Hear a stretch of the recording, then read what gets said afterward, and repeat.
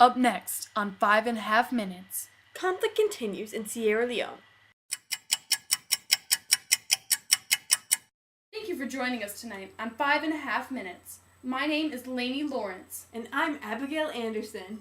This evening we will be covering the tragic civil war that has been ravaging Sierra Leone for the last 9 years. The conflict broke out in 1991 when the Revolutionary United Front, also known as the RUF, entered Sierra Leone from Liberia, launching a rebellion to overthrow the one-party rule of the All People's Congress. Sierra Leone is a small country on the western tip of Africa. The conflict has been escalating for almost a decade, and due to the lack of military personnel, both parties have begun to force children into armament. The RUF has been abducting any surviving children after they attack a village.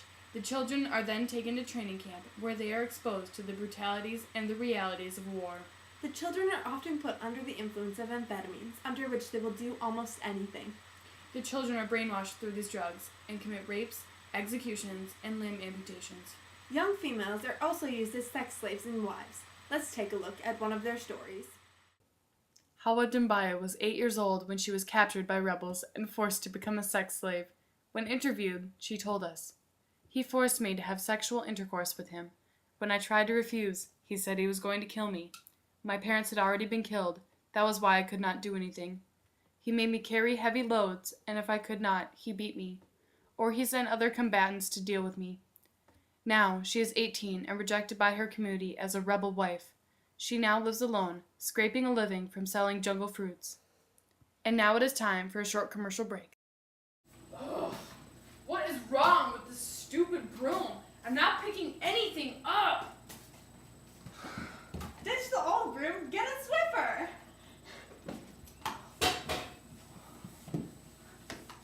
Whoa, look at how it gets corners! Yeah!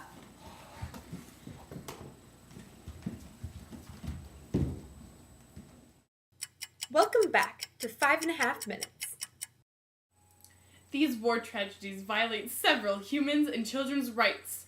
The United Nations Universal Declaration of Human Rights states that no person shall be subjected to torture or to cruel, inhumane, or degrading treatment or punishment.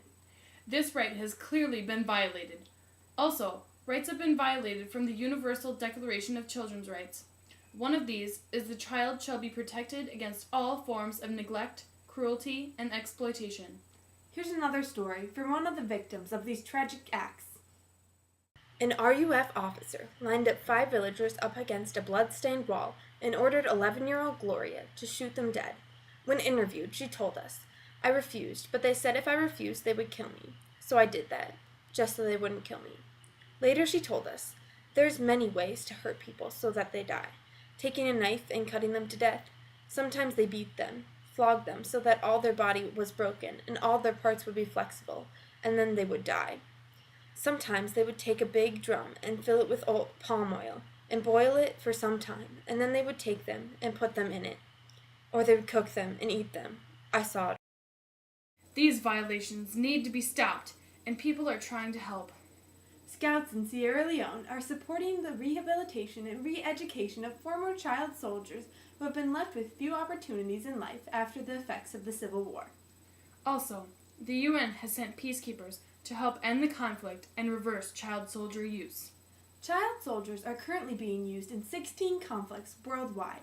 What can we do to stop these human rights violations?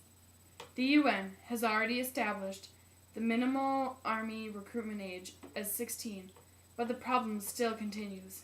One thing that can be done to stop this is to rally support for the cause. You may not think that your opinion is important, but every voice needs to be heard. Stand up for those who cannot stand for themselves.